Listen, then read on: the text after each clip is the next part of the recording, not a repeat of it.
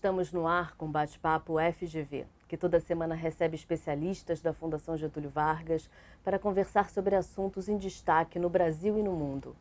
Nesse primeiro programa do ano, vamos falar sobre um assunto que influencia diretamente na economia brasileira: as determinantes internacionais que impactam no crescimento das exportações no Brasil.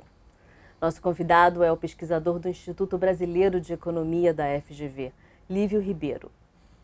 O cenário brasileiro de exportações permanece muito dinâmico, com uma pauta cada vez mais diversificada e um viés para produtos básicos como petróleo, minério, café, carne e também manufaturados como automóveis e motores.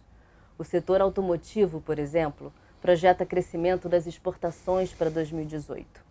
O agronegócio também teve um crescimento no ano passado e a exportação de commodities fez com que o Brasil tivesse um superávit recorde de 20 bilhões de dólares com a China. 2017 foi um ano que tivemos juros internacionais baixos e dólar fraco. O preço dos produtos também subiu e o saldo no mercado internacional aproximou-se de 70 bilhões de dólares, um recorde histórico. Vamos começar fazendo um balanço do ano passado para entender melhor como serão as previsões para esse ano. Lívio, quais os principais fatores que contribuíram para o aumento das exportações em 2017? E muito obrigada pela presença aqui no primeiro programa do ano. Bom, primeiro é um prazer estar aqui hoje.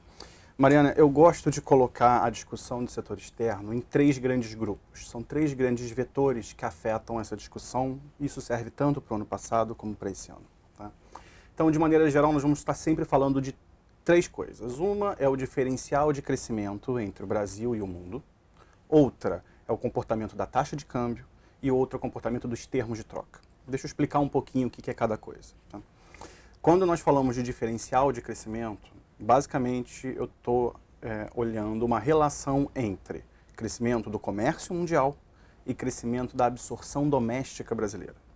Repara que não é exatamente o PIB, o produto, porque dentro do PIB eu tenho o setor externo. Então eu tenho que separar o PIB, a parte doméstica do PIB, mais ainda a parte privada, consumo das famílias e investimento das empresas, que tem uma relação direta com o que nós importamos.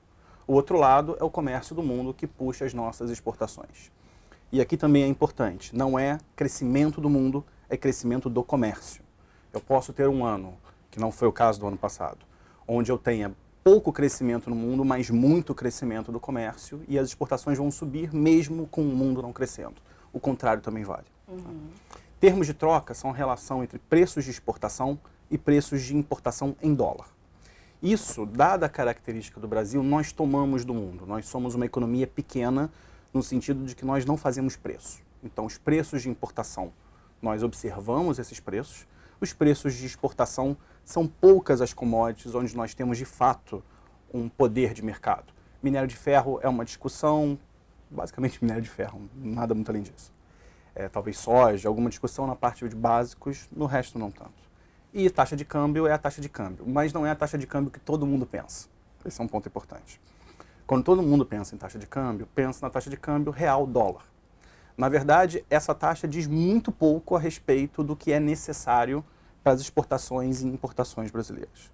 Primeiro porque a pauta, como você bem disse, tem uma relação muito grande com a China.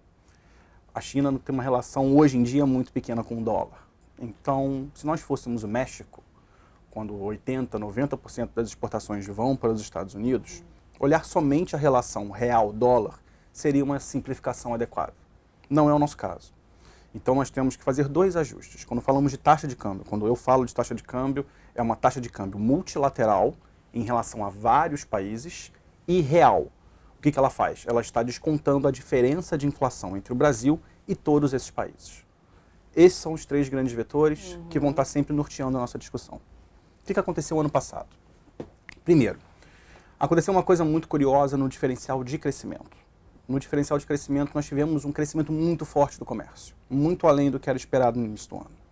Esse, por si, foi um fator que ajudou as nossas exportações. Superou as previsões, né? Muito.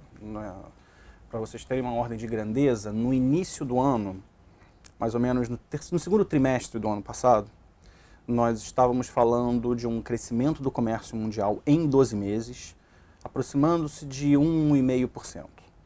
ele fechou ano passado nas cercanias de 4,5, 5. É uma aceleração brutal no segundo semestre. Inesperada. Para esse ano, a expectativa é que o comércio continue forte, a despeito de algumas coisas que podem dar errado. A gente vai falar um pouco sobre elas depois. A economia brasileira, por outro lado, ela começou a acelerar um pouco. Não tanto. De fato, nós ficamos 3 anos em recessão. E em 2017 foi o primeiro ano onde nós colocamos a cabeça para fora d'água. Crescimento moderado, crescimento de 1%. Nesse ano, possivelmente, o crescimento mais para 2,5%, 3%. Obviamente também com uma série de riscos, porque esse é um ano de eleição e tudo mais, que a gente vai conversar sobre isso daqui a pouco também. Então, esse é o primeiro vetor. Termos de troca, de maneira geral, equilibrados, no sentido de que eles nem cresceram tanto, nem caíram tanto. Ou seja, o aumento dos preços de exportação meio que compensou o aumento dos preços de importação. O início do ano foi bom nesse sentido, o segundo semestre já foi normal, digamos assim. E a taxa de câmbio oscilou naturalmente durante o ano, terminou o ano passado num nível mais alto do que do início do ano, mas ainda assim não muito alto. Então, de fato, o que foi diferente do ano passado foi o aumento do comércio que puxou nossas exportações. Basicamente o setor agrícola, né? Não só. Esse é um ponto interessante. Nós tivemos um ano muito forte na agricultura, inclusive na produção doméstica, foi uma super safra, um pedaço grande dela foi exportado. Mas nós tivemos coisas interessantes no mercado de minério, no mercado de petróleo e em alguns setores manufaturados, como você citou, o automotivo. E isso não tem nada a ver com o crescimento do comércio. Na verdade, nós tivemos uma série de acordos bilaterais que começaram a ser firmados, que aumentaram muito as exportações desse setor. Isso é, inclusive, uma tendência que se espera para 2018. Não no mesmo nível, evidentemente, porque nós já partimos de uma base mais alta, mas isso ajuda o crescimento das exportações durante esse ano. Certo, Lívio. As previsões para esse ano agora apontam para um novo avanço nas exportações, porém temos um avanço ainda maior das importações. Né? Ou seja, o setor externo deverá ter contribuição negativa para o PIB em 2018. Como é que você avalia esse cenário? A princípio parece ruim, mas na verdade é bom. Tá? Por quê? Uma economia como a economia brasileira, ela tem uma característica muito específica. Nós somos uma economia de poupança baixa, no sentido de que, quando o crescimento acelera um pouco, usualmente nós temos que recorrer às importações para ter os insumos, a poupança adequada para financiar esse crescimento. Então, o fato das importações estarem crescendo acima das exportações só nos diz, na verdade, que a economia está recuperando. Estritamente isso. Esse é o normal da economia brasileira. O anormal seria nós termos um crescimento muito forte no mercado doméstico e uma contribuição do setor externo positiva. E isso só aconteceria, de fato, se o mundo crescesse muito. O mundo vai bem esse ano, mas não é algo que vai compensar da mesma forma. Agora, a China é o país que mais consome as commodities exportadas pelo Brasil. Ano passado, os chineses compraram mais de 25 bilhões de dólares em produtos brasileiros e muitos economistas questionam esse risco de manter uma dependência tão grande com a China, fora que a negociação de preços é complicada, já que a China é a principal compradora. Qual é a sua opinião sobre esse cenário também na China? Essa é uma boa pergunta, porque eu tenho uma opinião um pouco diferente da média. A princípio, eu não vejo nenhum problema em nós termos uma pauta concentrada. Por quê? A visão que se tem sobre isso é uma visão, talvez, que foi criada na década de 60, 70, de que os preços de commodities eles teriam, de forma estrutural, uma tendência baixa e os preços manufaturados, estruturalmente, teriam uma tendência alta. Portanto, se você fosse um exportador de commodities, você estaria fadado ao fracasso ou à pobreza. O meu contra-exemplo para isso é muito simples. Pense na Austrália. É um país exportador de minério, carnes, commodities. O setor industrial, hoje em dia, é quase inexistente. É difícil falar que a Austrália é um país pobre. Então, a questão não é exatamente nós sermos exportadores de commodities ou nós sermos muito concentrados no país. A questão é como nós usamos esse dinheiro para atacar os problemas que nós temos no país e de que forma as nossas instituições lidam com essa questão. Isso é uma característica, isso não é um fardo. Eu queria colocar isso de uma forma bem distinta, são coisas bem diferentes. Muito bem explicado. Então, eu não vejo um problema muito grande nisso, de fato, contanto que isso seja utilizado de forma adequada. E o que é o adequado? É uma discussão da sociedade. Na verdade, o adequado pode ser pegar esse dinheiro inteiro e colocar em infraestrutura, colocar em educação, não colocar em lugar nenhum, colocar fora do país, que é o exemplo que o Chile faz. Ele constituiu um fundo fora do país, onde se pega basicamente uma grande parte da receita de cobre, que é a maior commodity exportadora do país, e coloca-se um fundo fora do país para eventos catastróficos, ou tem regras específicas para a entrada do capital. Exemplo, isso aconteceu em 2007, quando nós tivemos o terremoto. Uma das cláusulas de entrada do dinheiro era exatamente uma catástrofe natural que exigisse um montante de uma hora para outra. Foi bom para o Chile ter esse fundo lá fora. Então, cada caso é um caso. É uma poupança. E uma poupança e, de certa forma, um seguro. Eu acho que esse é o ponto. O que é possível fazer para a gente aumentar as exportações dos produtos manufaturados no Brasil? Vamos lá. Isso é uma questão relevante. Vou só voltar um pouco na sua pergunta anterior. Existe uma certa predisposição a achar que é bom exportar produtos manufaturados. Isso não é necessariamente verdade, né? De novo, o exemplo da Austrália, o exemplo do Chile, cada caso vai ser um caso. Digamos que isso esteja certo, né? Qual é uma característica da economia brasileira que nos atrapalha a exportar tudo, não só manufaturados? O Brasil é um país caro para produzir basicamente tudo. Por quê? A discussão não é exatamente uma discussão do custo da produção do produto, mas é uma discussão do que a gente chama de custos acessórios de produção, custo unitário do trabalho. O que eu quero dizer com isso? O Brasil tem uma carga tributária elevada, uma infraestrutura deficiente, problemas em suprimento de energia elétrica, nem sempre, eu não estou falando de racionamento, mas oscilações muito fortes no custo de produção, uma legislação trabalhista que, a despeito das reformas recentes, continua sendo uma legislação que traz muito custo para o empresariado. Então, quando se coloca isso tudo no bolo, o custo de produzir no Brasil é muito elevado. Quando você olha para o trabalhador brasileiro, ponderado pela sua produtividade, é caro. E ele é caro por quê? Bom, ele é caro porque talvez ele tenha pouca educação, talvez os anos de escolaridade no Brasil eles não sejam exatamente a mesma coisa em termos de adequação, em termos de aquisição de características adequadas para a produção do que em outros lugares. Então nós temos um problema mais geral, que a gente pode colocar entre 30 aspas, custo Brasil. Esse custo é tanto financeiro, o salário, como um custo que nós não observamos exatamente, como, por exemplo, escoar a produção de soja do interior de Goiás até o porto de Paranaguá em caminhão numa estrada esburacada. Isso é custo. Leva tempo, metade da soja cai da boleia. Não é à toa que nós somos caros. Então, a discussão não é em torno a taxa de câmbio tem que ficar mais depreciada ou não. Isso é um pedaço do debate que é muito comum. O câmbio não é competitivo. Não é o câmbio que é competitivo, é a economia que é competitiva. São coisas completamente diferentes. A Associação do Comércio Exterior no Brasil afirma que exportar mais para os Estados Unidos é um dos objetivos do Brasil, apesar da competitividade limitada dos produtos brasileiros. Quais os principais entraves que o Brasil encontra nas exportações para os Estados Unidos e para a Europa também? Vamos lá.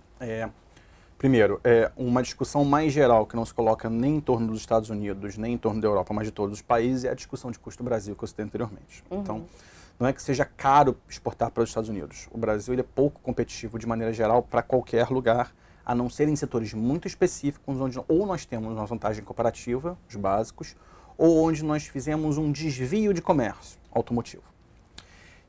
Exportar para os Estados Unidos em si, me parece uma lógica de uma economia grande, que importa muito, portanto, nós deveríamos ter uma participação maior nesse mercado.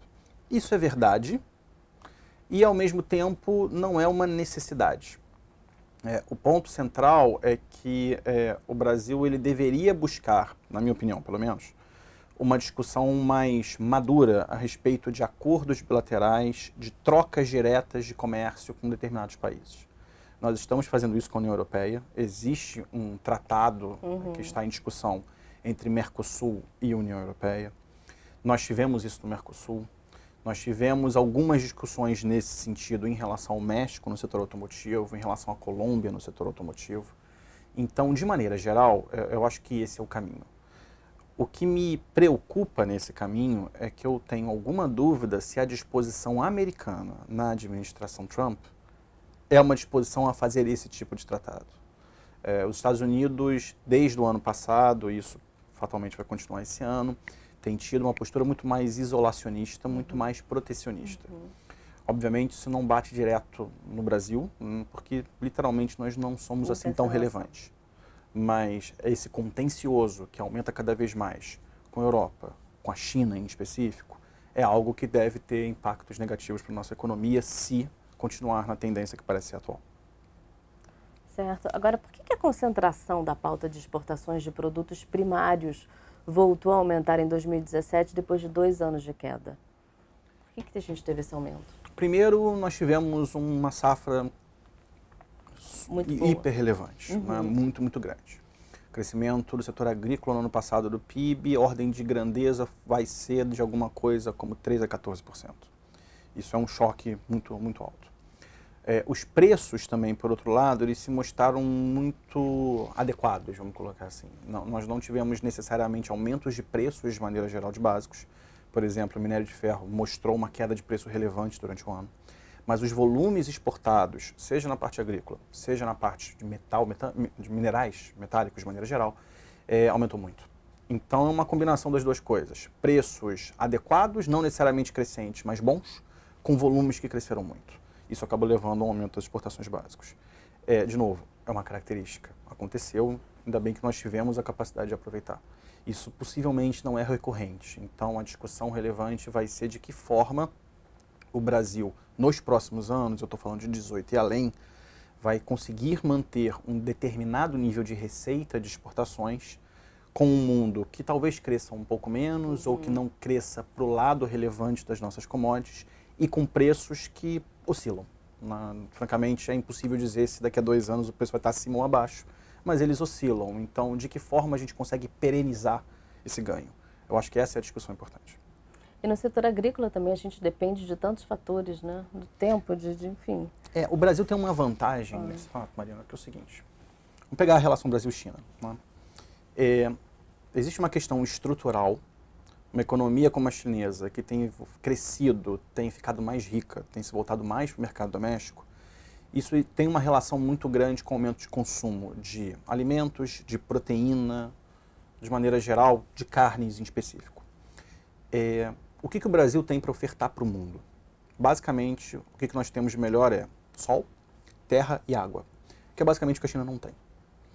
Quando você pensa em alimento, você pensa em carnes, na verdade não é a carne. É o grão que alimentou o boi, ou a vaca, o porco que seja. É o solo onde você plantou isso. É a água que foi usada. É o sol que fez isso. Então, na verdade, esse encadeamento para o Brasil, ele é basicamente a nossa vantagem competitiva. Por outro lado, minério. Num cenário onde a China desacelera o investimento, a tendência natural é que a demanda por minério a médio prazo diminua. Diminua, mas não acabe. Né? E aqui, de novo, vale um paralelo com a Austrália. A Austrália está exatamente nos mesmos 2 pontos. A discussão relevante vai ser de que forma a oferta relativa desses 2 países vai competir de forma a ser o ofertante final para o mercado chinês. Nós temos uma desvantagem da distância em relação à Austrália, nós temos uma vantagem em custo de produção de algumas coisas. É esse jogo que a gente tem que entender para lidar com China nos próximos anos. China para o Brasil vai mudar. Né? E a preocupação que a gente deveria ter, até para perenizar os ganhos de exportação, é entender esse jogo de uma forma muito objetiva. O que a gente quer ser para o mercado chinês no horizonte de 10, 15 anos? Eu, particularmente, sinto falta dessa discussão. Quando você me pergunta que a Associação de Exportações Brasileiras está pensando nos Estados Unidos e Europa e não está pensando em China, eu tenho um pouco de medo. Como se China já tivesse ganho, né, terreno. Ou como se China fosse uma coisa de produtos básicos e esses outros países fossem um jogo de produtos manufaturados. E aqui a gente tem 2 problemas. O primeiro problema é achar que os manufaturados por si são melhores do que os básicos. A princípio não tem nada muito claro com isso, Tem uma discussão de adensamento de cadeia de produção, ok, isso é tudo muito bonito, mas o fato é que não me parece muito lógico nós termos uma vantagem competitiva e nós querermos fazer o que nós não temos a vantagem competitiva. Esse é o primeiro ponto. E o segundo ponto, que é relevante, que também está ligado a isso, é o que você acabou de comentar. É como se o ganho chinês já tivesse consolidado. E ele não está. Na verdade, nós temos competidores relevantes em setores específicos que devem ser observados. Eu tenho um pouco de dúvida, de fato, se a gente tem esse planejamento estratégico, se a gente vê essa questão de uma forma organizada, como eu acho que deveríamos fazer. A longo prazo. Sim. A médio prazo, talvez a curto. Agora, quais commodities indicam um avanço maior nas exportações esse ano, em 2018? Esse ano, eu acho que nós temos... Vamos colocar... Deixa eu só fazer um comentário antes. Commodities é um termo melhor do que básicos. Pensa no seguinte. Básico é tudo que é não processado. Né? Uma chapa de aço é commodity? Na minha opinião é. Né? Mas ela não é básica, ela é manufaturada. Então, commodity é bom. Quando nós olhamos a nossa pauta, alguma coisa como 70%, 75% é feito de commodities, que podem ser manufaturadas. Quando nós exportamos um frango congelado para o Oriente Médio, ele é uma commodity manufaturada. Tá? Então, existe um pouco de manipulação, portanto, existe um pouco de margem que você coloca em cima dela, alguma capacidade de definir preço, mas, de maneira geral, um frango congelado é um frango. Basicamente, ele é água e trigo. Grosso modo é isso, e soja.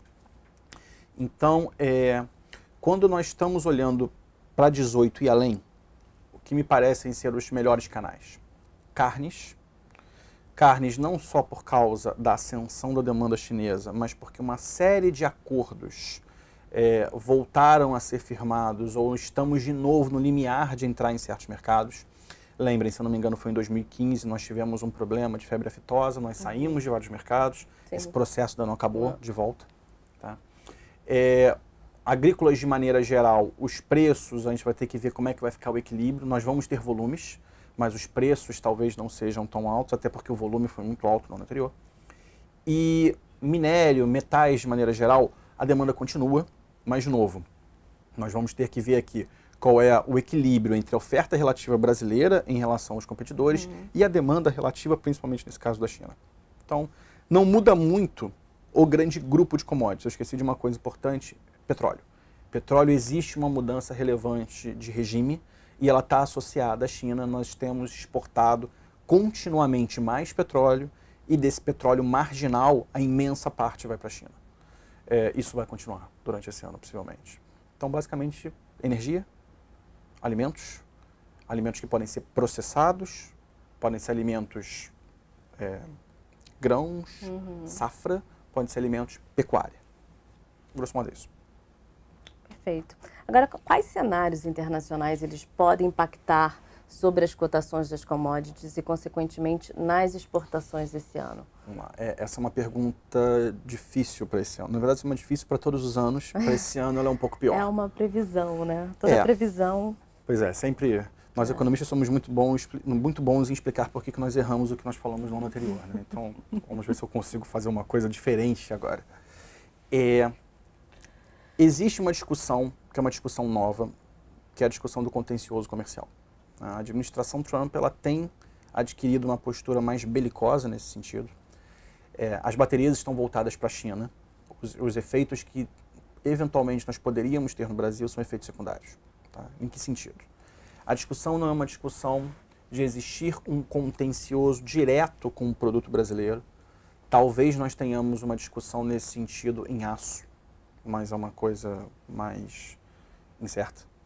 Mas o fato de existirem rusgas entre os três grandes polos de comércio global, Estados Unidos, NAFTA, inclusive dentro do próprio NAFTA, Europa e China, acaba fazendo com que o mundo fique mais autárquico, ou seja, que ele cresça voltado para dentro. Isso num país que pega o crescimento mundial e surfa nele, que é o meu caso brasileiro, obviamente é uma coisa ruim. Então a evolução dessa discussão durante 2018, durante esse ano, ela é uma coisa que deve ser muito bem monitorada. De fato, infelizmente, nós não temos muito o que fazer, mas se preparar para todas as contingências possíveis e se adequar aos cenários que podem aparecer. Eu tenho uma certa preocupação com isso durante esse ano. Tá? Os efeitos eles não serão imediatos, mas dependendo do cenário desenhado, eles podem ter um efeito de longo prazo, ou de médio prazo, pelo menos. Em termos de preços de commodities, como grande parte das nossas exportações de commodities vão para a China, ou pelo menos tem uma relação direta com a demanda chinesa, e em grande medida nós somos price makers, nós somos price takers, nós pegamos o preço internacional e não fazemos o preço, de fato eu acho que a gente não tem muita coisa a fazer a não ser acompanhar a maré. Existe uma discussão onde nós temos algum poder de mercado em grãos, em minério. Por outro lado, a China também tem um poder de mercado porque ela compra muito da gente. Então é um embate entre as duas pontas. E, de novo, isso não é uma guerra, isso é simplesmente uma negociação onde as duas partes têm força. Vamos ver se nós negociamos bem. São os interesses deles. Exatamente. Né? Tem alguma consideração? A gente está chegando ao fim do programa agora, com o pesquisador da FGV IBRE, Lívio Ribeiro. Lívio, tem alguma consideração que você gostaria de fazer dentro desse assunto de determinantes internacionais que impactam nas exportações brasileiras esse ano, que a gente deixou de falar aqui, que seria relevante? Eu só queria reforçar, na verdade, não é uma discussão tanto dos determinantes internacionais, mas do determinante doméstico, da discussão de custo Brasil. Né? Há muitos anos eu tenho batido nessa tecla em entrevistas, eu tenho até uma brincadeira de que eu dou a mesma entrevista desde 2011, falando de câmbio. Isso é muito ruim. A discussão não é a taxa de câmbio. Espero que essa tenha sido diferente. Tomara. Mas foi diferente, foi diferente. Agora, o ponto central é o seguinte, a discussão de competitividade não é uma discussão de câmbio. A discussão de competitividade é tudo que está em torno.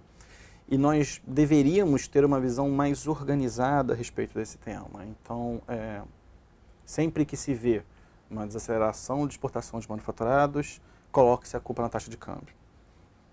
A taxa de câmbio tem participação, mas, de novo, a taxa de câmbio não faz um país ser competitivo. O que faz um país ser competitivo é ele ser produtivo, é ele ser eficiente, ele ter um custo baixo de produção, ele ter a capacidade de ofertar os seus produtos de maneira organizada, adequada, rápida e segura nos mercados internacionais. Essa é uma discussão que é muito mais uma discussão institucional da nossa economia, da estrutura da nossa economia, do que a taxa de câmbio real dólar está em 3,20, 3,30, 4 ou 1,80. As coisas são diferentes. Eu queria deixar essa mensagem, espero, de novo, que me ouçam dessa vez, mas é uma discussão importante que falta. A gente tem que pensar nisso. Ótimo. Muito obrigada agradeço, pela Mariana. sua presença. Maravilha. Pela primeira entrevista do ano. E obrigada pela sua companhia no Bate-Papo FGV. Para mais informações sobre a Fundação Getúlio Vargas, acesse o portal fgv.br. Boa tarde e até semana que vem. Obrigado.